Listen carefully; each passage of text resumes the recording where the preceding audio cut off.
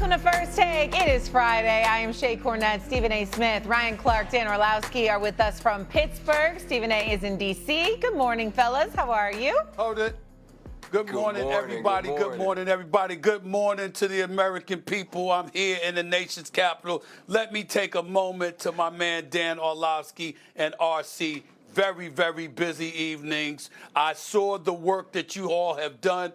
I must say, you guys were wonderful. I approved that message. You were fantastic. You made me proud yesterday. You made me proud. Thank you so much.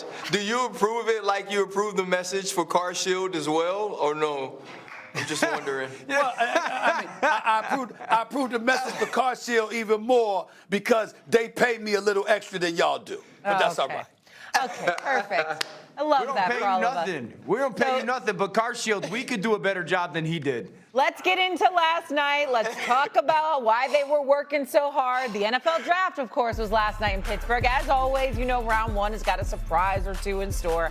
And it came at pick 13 when the LA Rams selected Ty Simpson, quarterback out of Alabama. Sean McVay say they did inform the MVP, Matt Stafford, of their intent to select Simpson earlier in the day. And you know Dan Orlowski, he's been high on Ty Simpson. Here he was taking his victory lap last night.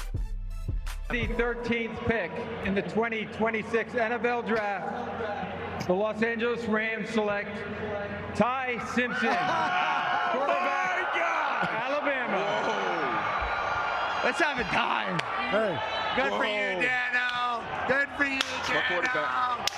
Good for you, It's my guy right there. Thanks, man. Lots of reach, Thanks, but congrats. Hey, it was a pleasure doing business with you, bud. It's great. It's a pleasure. Congrats, man. Hey, listen to these people. Take a bow. Not the crowd chanting Dan O behind you. Is that what was happening there? Okay. I know you were really high on his film. Do you Once like in a lifetime this pick? moment. Do you like this pick by the Rams, Dan? You were calling it the whole time. How you feeling today? Yeah. I love the pick by the Rams. That's not once in a lifetime moment, Stephen A. Okay, like let's calm down. Let's relax with. For you, it is. I think it's good business by the Rams. No, it's not. No, it's not, Stephen A. No, it's not. No, it's not. All right, Elvis. Every time I walk in all right, house, Elvis. in high school, shout Go out. ahead. All right. Yeah. Keep going. It's good business by the Rams. It's good business by the Rams, okay? Good organizations are always living in the now and the future. And if we look at the quarterback spot, more often than not, the organizations that are drafting that position when they want to rather than they need to, long-term win out. If you think back to when the Ravens took Lamar Jackson, they had Joe Flacco. If you think of when the Green Bay Packers took Jordan Love, they had Aaron Rodgers. If you think of when the Kansas City Chiefs took Patrick Mahomes, they had Alex Smith. I think this young man's a really good player. I understand the 15 starts, but those 15 starts on tape, 10 of them are unbelievable before he gets hurt. And I thought it was the best tape in this year's class. He gets to go to a place that organizationally, top to bottom, well run. He gets to go to a coach that is as good as anybody in football, and he learns behind a future first ballot Hall of Famer. So this isn't about the now for them. This is about the future, and this is what well-run organizations do. Go ahead, Bri.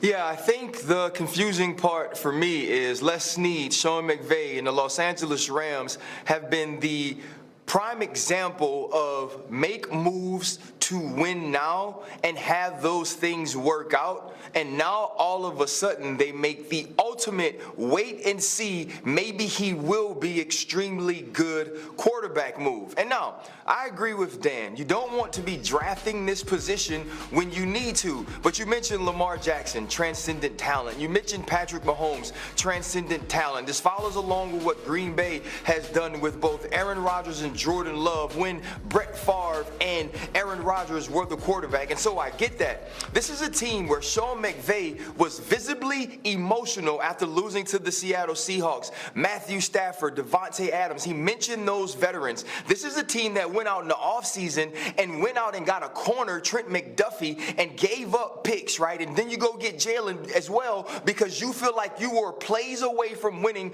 on the defensive side of the ball. And then with the first round pick, when you can add another player to help you go win a a Super Bowl right now, you pick the quarterback of the future at 13.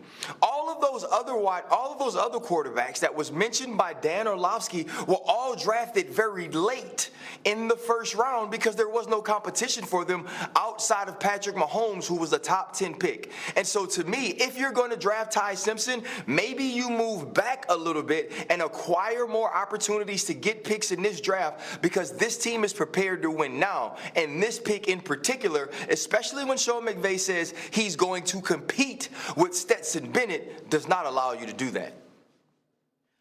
Dan, I see you want to respond. Go ahead, Dan. Go ahead. Go ahead, Dan. I'll let Dan go first. Yeah, go ahead, I think the Rams flirted with trying to get A.J. Brown this year. Okay, so they're very aware, RC, to your point, like, hey, let's go win him. I think a lot of people would argue they were the best team in football last year. They just lost both important games to the Seattle Seahawks. There wasn't a big gap, okay? So try to get A.J. Brown. Let's see what they do tonight. If you walk away from Friday afternoon in this draft and you have Trent McDuffie, to your point, with their own pick, the luxury pick in many ways from the Falcons, that is Ty Simpson, and you draft a receiver tonight that's a difference maker, Deion Burks or Stribling out of Ole Miss, then you're going, okay, because then it's the ideal of we've got the now people in McDuffie and that receiver, and we've got the future at quarterback. Stephen A. Well, here's where I was thinking, guys, and it was piggybacking off of some of the things that we talked about throughout the season. We have to remember that coming into last season, there were question marks about Matthew Stafford's health and whether or not this would be his last year, primarily because of that back issue. That's something that we all lamented about. I remember we were talking about it at the beginning of the season, and we were wondering what kind of success the Rams were going to have because everything was contingent on the health of Matthew Stafford. Now, it turns out he played all 17 games, plus the 3 playoff games, threw 4,707 yards, 46 touchdowns, had an MVP year. He was absolutely sensational, as far as I'm concerned, cementing himself as arguably one of the top 10 quarterbacks in the history of football. So we know the greatness that is there. But the question was, if you're the Los Angeles Rams, where were you going to go if Matthew Stafford wasn't there? You're going to go with Stetson Bennett IV? Is that where you were going to go? That's not going to cut the mustard. And so you have to look towards the future, knowing that Matthew Stafford is coming back, knowing that the Super Bowl is going to be at SoFi next year, knowing how motivated the Rams are because they believe that they could have easily won the Super Bowl championship as well. There was really one team standing in their way because I think we all believe they would have beaten the New England Patriots if they were the ones that were in the Super Bowl. They would have beaten anybody. They just happened to run into the Seattle Seahawks, and obviously it was a thriller in both games that they played, particularly the last 2 games they played against one another.